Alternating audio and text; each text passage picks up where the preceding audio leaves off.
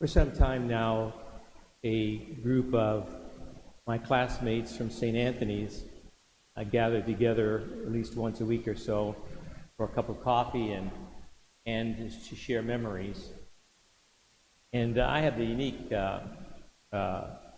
privilege, I think, to pastor the parish where I grew up. I was a student in this school next door and worshiped every day in this church, baptized in this church. And when I sit with my classmates and reminisce about how times have passed, you think about how quickly time passes and all of the many opportunities, the blessings that we've had over these 20 years since I was a student here at St. Anthony's. And see what I mean? Time flies. But you think about the opportunities and the blessings that we receive, and we're oftentimes sharing those many blessed moments. And I think it's important to think about how quickly time passes and that each moment is a gift. Someone once said, the present moment, the now is called the present because it's a gift. Now is called the present because it is a present. It's a gift. And it's true. Every moment is a gift that God asks us to recognize and to seize the moment.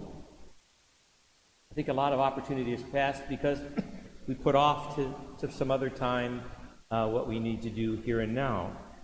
The scripture today highlights the greatest commandment. It said, what is the greatest commandment? You shall love the Lord your God with all your heart, with all your soul, and with all your mind. And the second is like it, you shall love your neighbor as yourself. What does it mean to love your neighbor as yourself? There are many ways of expressing love, but I think one of the most poignant ways, the most powerful way to show that you care about someone is to spend time with them. And you notice that we use the word spend. It's like money. It's legal tender. It's powerful. Spend time. Use time for something good. It's something you get. When you spend money, you get something. When you spend time, you receive more than you give. At least I do. When I spend time with people I care about, I seem to receive much more than what I give. And I think one of the things on the brighter side of this craziness pandemic is that it's slowed you down. But I don't know that we're using the time as best as we can. Of course, we're hampered in some ways to reach out to those that we love and care about because social distancing and so forth. And you want to know where the devil works, it's when he wants to divide us. He's the great divider. He's doing a great job through this pandemic dividing us. Not to say we shouldn't social distance. I'm not criticizing our response, but you know who's behind it. You know who's behind this division? You know who's behind this pandemic? The evil one is stirring it up so that people will be divided from one another and will not take the time that we should and could to build up our relationships with one another. Love your neighbor as yourself. Sometimes we think of neighbor as someone down the block or someone who lives in the neighborhood. To love your neighbor as yourself, I think, starts with home, at home, with the people that we live with. Do we love the person we live with as we love ourselves? Love your neighbor as yourself. How much do I love myself? I love myself quite a bit. Care about myself, pretty much self-centered a lot of times. Do I love the people that are close to me, live with me, family members? Do I love them as much as I care about myself? Forget the word love for a moment. Do I care about them as much as I care about myself? I don't think so. That doesn't mean you care about ourselves less. It means that we're challenged to care about others more. It doesn't mean to care about ourselves less. It means to care about others more because we care an awful lot about ourselves. What does that mean? Spending quality time, I think, with those God has sent into our lives, starting with the people that we live with. and then expanding out to the people we work with, the people we study with, and so forth. Love God first, and allow Him to empower us to care about those people that He sent into our lives. Take time for each other. Pope John Paul II would have been 100 years old this year. I think his birthday is sometime soon, not this last week. Pope John Paul II, one of my heroes, tremendous hero. I met him one time at the Vatican. When I was over there doing a little study, we had Mass with him in the chapel. And I'll never forget that. I met him face to face. I actually met a saint and shook his hand. And the love that emanated from this man, when you met him, you really felt like he cared about you. And you just recognized that he saw you as a member of the family, a member of the church. Every person counts. And he said, Pope John Paul II said, that the future of the world depends on how well we treat one another, starting with the family. Future of the world depends upon how we treat one another, beginning in the family. Here's what he said. The world's future will not be decided on battlefields, but the world's future will be determined and decided above all in the heart of families. And the future will depend upon the quality of relationships with our loved ones. The future of this world, a lot of times we think the future depends on, a lot of geopolitical issues and so forth. No, he's saying the future of the world begins at home and how we treat one another right in the home. The future of the world will not be decided on battlefields, but above all in the heart of families. And the quality of our relationships with the people that we love and who God has sent into our lives. What do I take from this gospel today? If it isn't this, that God must come first, and that I need Him and His love in my life. I need to love Him, but I need Him first to open my heart because I'm so closed and self-centered.